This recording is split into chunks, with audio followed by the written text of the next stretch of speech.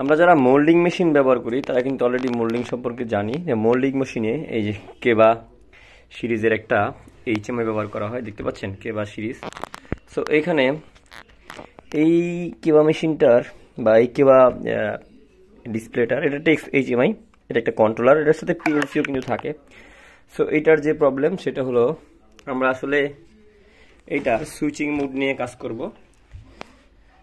যেমন এটার কিপ্যাড কাজ করে না, ওকে। সো কিপ্যাড কাজ করে না, এখানে এটা নিয়ে আমরা কাজ করব। এখন এইখানে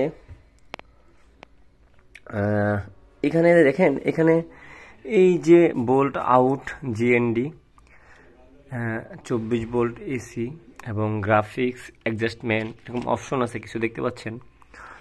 এটার ডায়াগ্রাম থেকে আসলে এই যে এটা এটা এটা কিন্তু এটার মেইন পাওয়ারটা, এটা হলো এর বোল্ট আউট এবং এই পাশেরটা হলো জিএনডি। এই উপরের দুটো বোল্ট আউট, এই দুটো হলো জিএনডি। আর এটা হলো গ্রাফিক্স মেইন, এটা হলো এইচএমআইয়ের সাথে লাগবে ডিরেক্টলি। এটা ধরেন আপনি একটা কম্পিউটারের সাথে কাজ করবেন, সেখানে এটা লাগাইতে পারবেন। আর এটা হলো পিএলসির সাথে, এই বিষয়গুলো এখানে দেওয়া আছে। আর এখানে দুইটা র্যামন আছে। সেই দুইটা র্যামন হলো গিয়ে এখানে যে টাচ বাটন আছে বা এখানে যে আমাদের কিপ্যাড বাটন আছে, সেটার যে কিপ্যাড বাটনগুলো আছে এই যে এখানে দেখা যাচ্ছে। এই কিপ্যাড বাটনের ধরেন কি আছে, যেমন এটা কিপ্যাড, এটা সুইচ।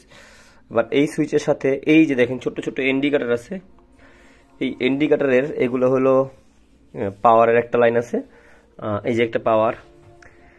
আর এই F5 F4 F7 F6 4 3 4 এমন যেগুলো আছে এগুলো হলো মোটামুটি এগুলার অপশন। সো এই ধরনের জিনিস যারা রিপেয়ার করেন তারা গ্যারান্টি সহকারে আমাদের কাছে রিপেয়ার করতে পারবেন, এটা আমরা গ্যারান্টি দিচ্ছি। আপনারা ভবিষ্যতে যখন রিপেয়ার করবেন তখন আমাদের সাথে যোগাযোগ করে নেবেন।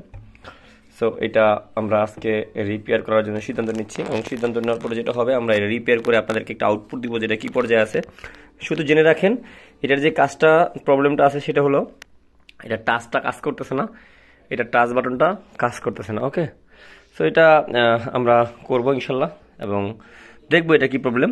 যদি এটা সমাধান হওয়ার পরে যেটা হবে আমাদের পেজে বা আমাদের প্রোফাইলে এটা কিন্তু আপলোড দেওয়া থাকবে আমাদের ইউটিউব চ্যানেলে।